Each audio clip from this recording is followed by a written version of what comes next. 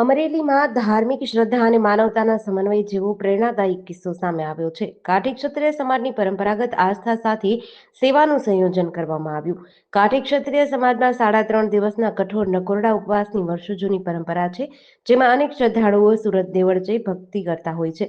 જોકે જે પરિવારો અને લોકો કોઈ કારણસર સુરત દેવળ જઈ શકતા નથી, તેમની ભક્તિ અને શ્રદ્ધાને સેવામાં પરિવર્તિત કરવાનો સ્તુત્ય પ્રયાસ સેવાભાવી અશોકભાઈ હનુમા વાડા અને વાડા પરિવાર દ્વારા કરાયો હતો. અમરેલીના આ સેવાભાવી પરિવાર દ્વારા કાળઝાળ ગરમીની પરવા કર્યા વગર 3.5 દિવસ સુધી સતત સેવા કાર્ય ચલાવ્યું હતું. આ સેવા યજ્ઞ અંતર્ગત જરૂરિયાતમંદ પરિવાર અને બાળકો માટે આઈસ્ક્રીમ તેમજ પૌષ્ટિક ભોજનની વ્યવસ્થા કરી હતી.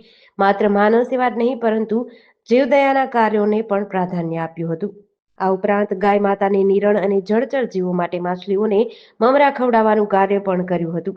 અશોકભાઈ વાડા દ્વારા આ તમામ સેવા કાર્યનો સંપૂર્ણ ખર્ચ ઉઠાવી દિવસ રાત જોયા વગર જરૂરિયાતમંદોની સેવા કરી હતી. આ 3.5 દિવસ દરમિયાન ભક્તિ અને સેવાના આ સંગમી સમાજમાં એક ઉત્તમ ઉદાહરણ પૂરું પાડ્યું છે. જેડીસી ન્યૂઝ સાથે મૌલિક દોશી, અમરેલી.